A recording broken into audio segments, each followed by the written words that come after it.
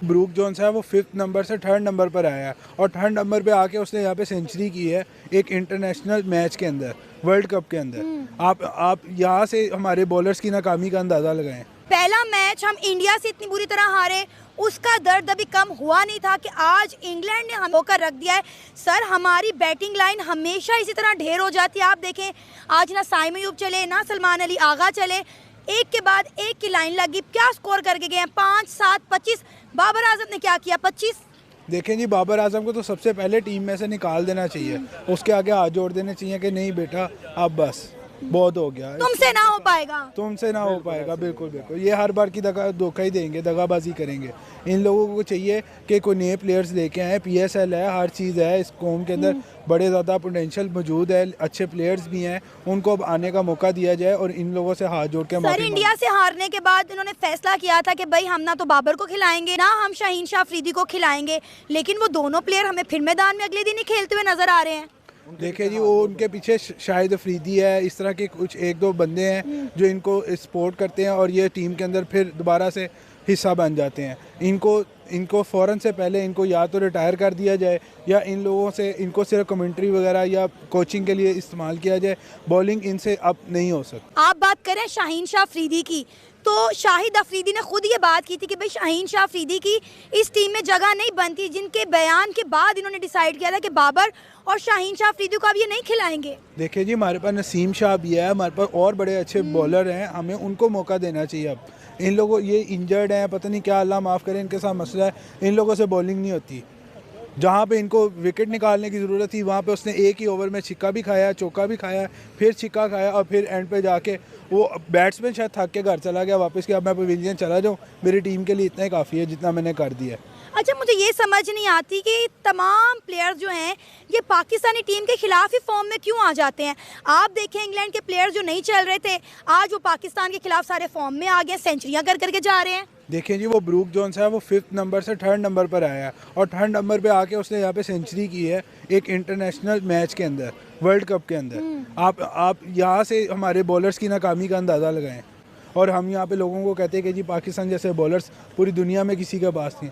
अल्लाह करे शायद कोई माँ दोबारा शुएब अख्तर जैसा बच्चा पैदा करे और इस कौम को शायद वर्ल्ड कप दोबारा जीत सके हम। आपको लगता है कि पाकिस्तान का आज यहाँ T20 वर्ल्ड कप का सफ़र ख़त्म हो गया, टाटा बाय बाय, फिनिश? मैं तो दुआ गो अल्लाह करे ऐसे ही और ये वापस आ जाए। अगर सेमीफाइनल में जाके भी कौम के लिए जिल्लत का सबब बनना है, उससे अच्छा ये वापस आ जाए। इंडिया से चलो नहीं जीत सकते, इंग्लैंड के खिलाफ क्या था? मुझे तो जहाँ तक लगता है न्यूजीलैंड को खुदाई मदद हुई है, बारिश हो गई है और ये वहाँ पे 1-1 पॉइंट मिल गया। हमने न्यूजीलैंड से भी कुत्तों की तरह मार खानी थी, उन्होंने भी हमें धोकर जाना थी। तो कहते ना रेन सेफ पाकिस्तान, तो वाकई में रेन सेफ पाकिस्तान ऐसे ही है, ऐसे ही है। जब उन्होंने क्या उसको कहते कैच पकड़ा है साइम अयूब का, उसने बाकायदा ऐसे छोटे बच्चे का इशारा था किया। अब हमारे ऐसे में ये जिल्लत ही रह गई है।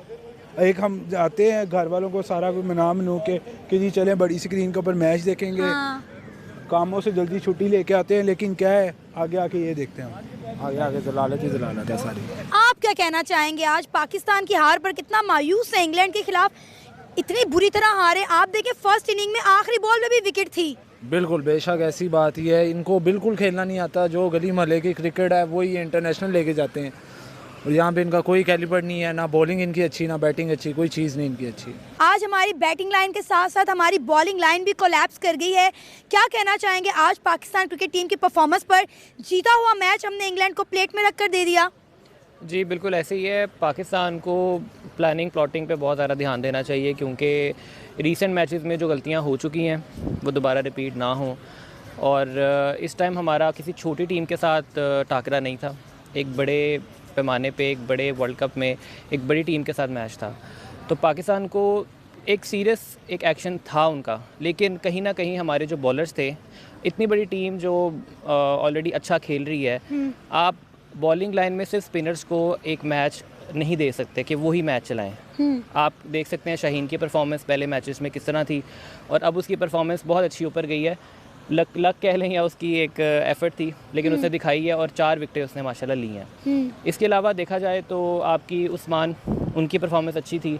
अगर उनसे एक कैच ड्रॉप ना हुआ होता तो मैच का शायद कुछ और होता, क्योंकि स्टार्टिंग में आप एक प्रेशर डालने के लिए टीम को उसको विकेट गिरा सकते हैं या उसके अलावा उनके रन्स को रोक सकते हैं। ये 2 चीज़ें होती हैं।